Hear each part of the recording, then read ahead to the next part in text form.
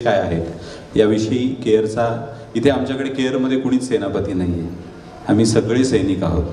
आमचा एक सैनिक मयूर आपल्याशी संवाद साधतोय. मयूर. नमस्कार. साधारणतः 7 ते 8 मिनिट. केअर याचा actual on document conservation and restoration of environment नावाने आम्ही संस्था रजिस्टर्ड केली होती. Language which language is comfortable. Marathi आहे सगळ्यांना कम्फर्टेबल? ओके. तर पर्यावरणासाठी संस्था रजिस्टर्ड केली होती, पण पर्यावरणाचं काम करत असताना कला आणि संस्कृतीतनं आपण पर्यावरणापर्यंत जाऊ शकतो असं पुण्यात आल्यानंतर प्रकर्षाने जाणवलं की जे आज तुम्ही आमच्यासमोर आलात. तर आमचं काम आहे कला संस्कृतीतून पर्यावरण संवर्धन या संकल्पनेवर आम्ही काम करतो आहे. कला संवर्धनामध्ये संगीत हा जो पार्ट आहे, तर आमची बालदिवाळी पहाट ह्या वर्षी झाली. आमचे दरवर्षी बालदिवाळी पहाट असणार आहे. तर जे बिलो 18 होते तर ते त्यात त्यांनी परफॉर्म केलं. तर ती आमचा एक दरवर्षीचा उपक्रम असतो. डान्स ऑफ डिव्हाइन नावाचा डान्स प्रोग्राम असतो की जो देवीच्या नवरात्रीच्या काळात आपण तो घेत असतो. आता त्रिनेत्र ह्या वर्षी सुरू झाला. मागच्या वर्षी होता खरं तर त्रिनेत्र, पण समहाऊ काही कारणामुळे तो एक्झिक्यूट होऊ शकला नाही. तर हे आमचे काही महत्त्वाचे कला आणि संस्कृतीतले प्रोजेक्ट्स आहेत.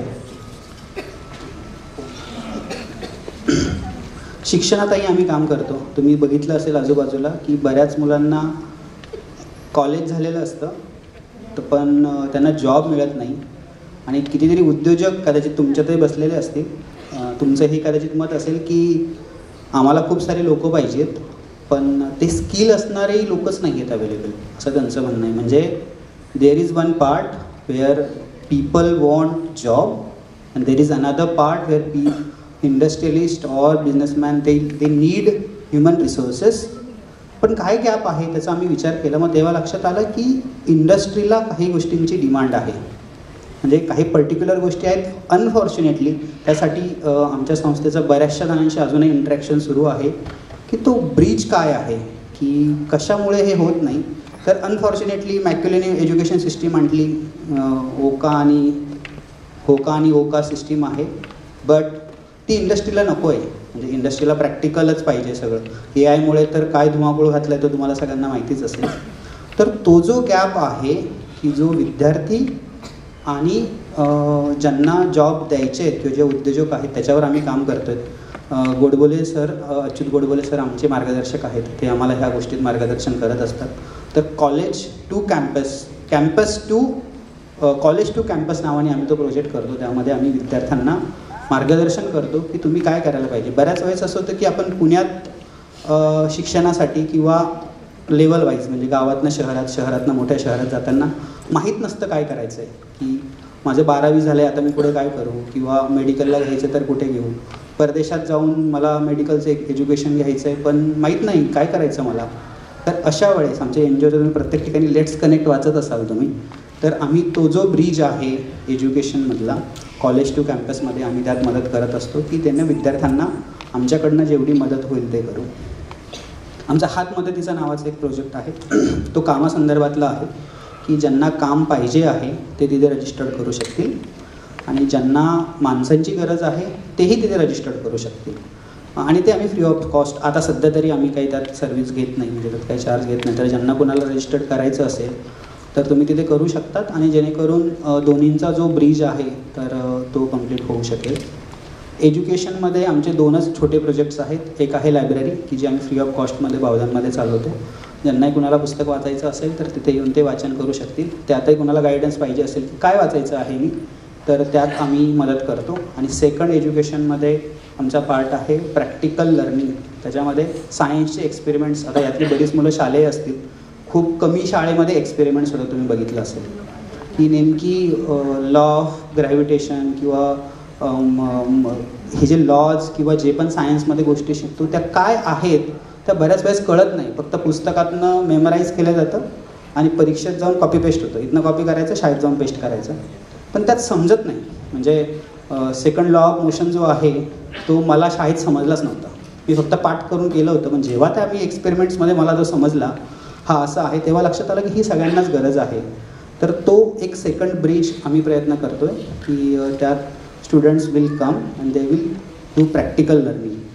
प्रॅक्टिकल लर्निंगमध्ये आणखीनही काही आहेत. आम्ही राईस कल्टिवेशनला आमचं 4थं वर्ष होतं ह्या वर्षी, की बऱ्याच वेळेस आपण फक्त वाचतो, बऱ्याच जणांना भात किंवा ज्या ज्या गोष्टी प्रॅक्टिकली लर्निंगमधनं होईल ते आम्ही एज्युकेशनमध्ये काम करत आहोत. हेल्थमध्ये आमच्या व्हॉलेंटियर्स पण आले सिम्बायोसिस कॉलेजचे, तर त्यात अवेअरनेस ओजस आहे काय ते ओजस आम्ही ह्या वर्षी सिम्बायोसिस कॉलेजच्या मुलांसोबत वेगळ्या वेगळ्या शाळा, कॉलेजेस आणि सोसायटीजमध्ये जाऊ. आपण नॅचरली हेल्दी कसं राहू शकतो, म्हणजे आपलं आयुर्वेद तर खरं तर खूप स्ट्रॉंग आहे. म्हणजे जेव्हा मी ह्या विषयात मी व्यक्तिगत मयूर म्हणून अभ्यास सुरू करायला गेलं तर औषध हे खूप पुढचं आहे. होऊच नाही म्हणून लाईफस्टाईलमध्ये काय काय चेंजेस करायला पाहिजे किंवा तुमच्या माझ्या जीवनातल्या छोट्या छोट्या गोष्टी आहेत, कळत न कळत तुम्ही आणि मी सगळेच हे आपलं लाईफस्टाईल बिघडून ठेवलेली आहे. तर ती काय असायला पाहिजे यात आयुर्वेद हे खूप छान सांगतं. तर आम्ही सिम्बायोसिस कॉलेजच्या मुलांसोबत आम्ही हे केलं. ओजस आणि आयुषी कदाचित आज नसतील ते, त्या दोघांनी बऱ्याचशा स्कूल्स आणि कॉलेजेसमध्ये जाऊन याचे अवेअरनेस सेशन्स घेतले आणि बऱ्याच गोष्टी छोट्या छोट्या अशा आहेत की ज्या तुम्हाला मला माहितीच नाही आहे. म्हणजे अगदी एक छोटी गोष्ट सांगतो, कदाचित तुमच्यापैकी बऱ्याच जणांकडे काहीतरी पॅकिंगचं फूड असेल, तर तुम्ही पॅकिंगचं फूड माझं बोलणं झाल्यानंतर किंवा कार्यक्रम झाल्यानंतर तुम्ही मागे बघा, मागे काहीतरी केमिकल कंटेंट लिहिलेले आहेत की त्यात काय काय आहे. आणि त्यात सगळ्यात गमतीचा पार्ट एक, आपण जेव्हा बिस्किटचा पुडा घेतो तर त्यात तो शब्द मी विसरलो आहे की एका वेळेस किती बिस्किट खायचं त्यांनी सांगितलेलं आहे. म्हणजे आपण जर सपोज 20 रुपयाचा बिस्किटचा पुडा घेतला तर मयूरने एका वेळेस 2 की 3 खायचे त्यात मेन्शन केलेले आहेत, पण हे तुम्हाला मला माहितीच नाही. आणि मग त्याच्यामुळे होणारे आजार आणि मग त्याच्यामुळे आपले जे जे प्रॉब्लेम्स होतात, यासाठी आम्ही सिम्बायोसिस कॉलेज, सध्या सिम्बायोसिस कॉलेजचे आहेत, बाकीच्याही कॉलेजच्या मुलांसोबत आम्ही हे हेल्थमध्ये काम करतो आहे. एन्व्हायरमेंटमध्ये मागच्या कितीतरी वर्षापासून काम असलेलं चालू आहेत. खूप साऱ्या स्ट्रगल्समधनं आता सध्याही जातो आहे. आम्ही तो लढा चालू ठेवू. आम्ही ह्या वर्षी 6,500 झाडं लावली, त्याची आता आम्ही काळजी घेतो आहे. तुम्ही बघितलं असेल खूप सारे वन वे पेटत आहेत. आम्ही लावलेली झाडं आमच्या समोर जाताना आम्ही बघितली. खरं तर खूप वाईट वाटतं की म्हणजे झाडांच्या बाबतीत असं होतं, पण ते मला एकट्याने वाईट वाटून काही होणार नाही. तुम्ही मी जेव्हा एकत्र येऊ, जेव्हा ही मूवमेंट होईल, जेव्हा आपण सगळे येऊन थोडं थोडं कॉन्ट्रीब्युशन देऊ, तेव्हा कदाचित थोडासा फरक ह्या सगळ्या गोष्टींमध्ये करत राहील. मुळात आमच्या NGOचं काम डान्स प्रोग्राम ऑर्गनाईज करायचं. We are not event management company. आम्हाला ह्या निमित्ताने ह्या सगळ्या गोष्टी तुमच्याशी बोलायच्या आहेत, ह्या तुमच्याशी संवाद साधायचा आहे. त्यातनं आम्ही काही गोष्टी ठरवल्या. डॉक्टर सर आहे, मी आहे, आणखी आमची 5-6 जणांची कोर टीम आहे. पण आम्ही व्हॉलंटियरच आहोत. जसं सरांनी आता सांगितलं, आमचा सैनिक, मी एक सैनिक आहे. तुम्ही ह्या प्रोसेसमध्ये या, तुमचे काही सजेशन्स असतील. काही क्षेत्रात आम्ही काम सुरू केलं आहे, पण म्हणजे तेच म्हणजे NGO आहे का, तर नाही. तर तुम्हाला काही क्षेत्रात तुम्ही काम करायला इच्छुक असाल आणि त्यात वाटत असेल की I can give my some time, तर तुम्ही ते नक्कीच करू शकतात. हे आम्ही काही छोट्या छोट्या प्रोजेक्ट्सवर आता काम करतो आहेत, कारण की आमचंही काहीतरी डॉक्टर सरांचं आहे किंवा आमच्या बाकीच्या टीम मेंबर्सचं काहीतरी अर्थार्जन करून समाजसेवेसाठी आम्ही हे करतो आहे. पण याच्या पलीकडे अजून जाऊन काही करायचं असेल आपल्याला, तर तुम्ही आम्हाला सजेशन्स देऊ शकतात. आमचा नंबर ऑलरेडी तुमच्याकडे आहे, तर तुम्ही आम्हाला सजेस्ट करा. किंवा तुम्ही काही जबाबदारी घेऊ शकत असाल. आता सध्या आणखीन 1-2 प्रोजेक्ट्सवर आमचं बेसिक कम्युनिकेशनमध्ये आहोत की आणखीन काय प्रोजेक्ट्समध्ये आपण एकत्र येऊन काम करू शकतो. आजचा जो कार्यक्रम आहे, तर आजच्या ह्या कार्यक्रमामध्ये वीरशैव लिंगायत हा शिवाला मानणारा एक समुदाय आहे. तर त्यांना आम्ही आज इन्व्हाइट केलेलं आहे ह्या प्रोग्राममध्ये. तर सर्व जे आमचे केअर गेस्ट म्हणून आलेले आहेत, तर मी त्या सर्वांचे आभार व्यक्त करतो. आणि जे शिवाला मानणारा वर्ग जो आहे, त्यात मग तो हा एक जो समुदाय आहे, तर त्या सर्वांना विनंती आहे की कार्यक्रमाच्या आता साधारणतः अजून आपण वेळेत आहोत, म्हणजे थोडंसं आपण वेळ पाळला म्हणून वेळेत आहोत. तर साधारणतः 1:30 ते 2 वाजेच्या दरम्यान तुमचे काही सजेशन्स असतील तर प्रशांत हिरकर म्हणून आहेत, तुम्ही त्यांना जाऊन भेटू शकतात. आम्ही पहिले आपण तुमचे काही सजेशन्स असतील तर तुम्ही त्यांना पर्सनली जाऊन सांगा. आणि मग शेवटी आपण यात काय करू शकतो, तर शेवटच्या अर्ध्या तासात आपण ते डिस्कस करणार आहोत.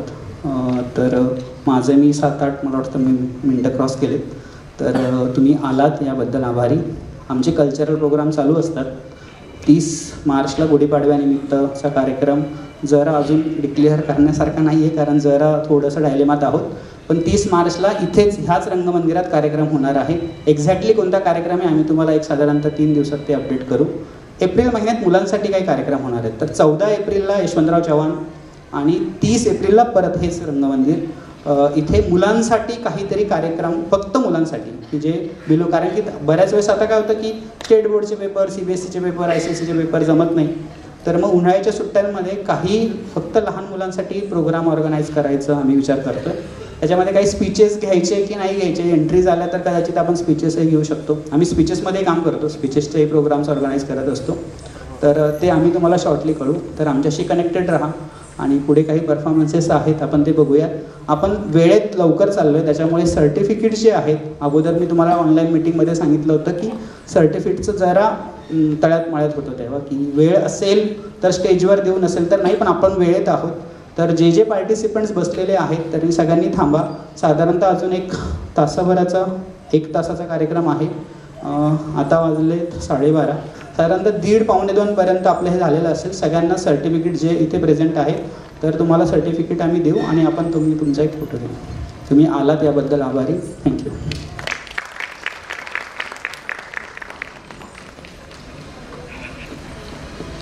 थँक्यू मयूर. जगण्यासाठी जेवढी तंत्रज्ञानाची गरज आहे तितकीच कलेची गरज असते असं मला वाटतं. मराठी साहित्यामध्ये साहित्य, संगीत, कला, संस्कृती या सर्व क्षेत्रामध्ये भरीव योगदान केलेले पु ल देशपांडे असे म्हणतात की तंत्रज्ञानाने तुमचं जगणं विकसित होऊ शकतं, पण कलेने तुमचा आत्मा आणि मन विकसित होतं. आणि असंच आज आपल्यासमोर डॉक्टर स्नेहल गार्गे आणि त्यांची भाची निवा पवार आपल्यासमोर त्यांचं व्यावसायिक सगळं सांभाळत असताना कलेची जोपासना करून आपल्यासमोर नृत्य सादर करणार आहेत. Doctor Snehal Garge, Niva Pawar. Blackout light.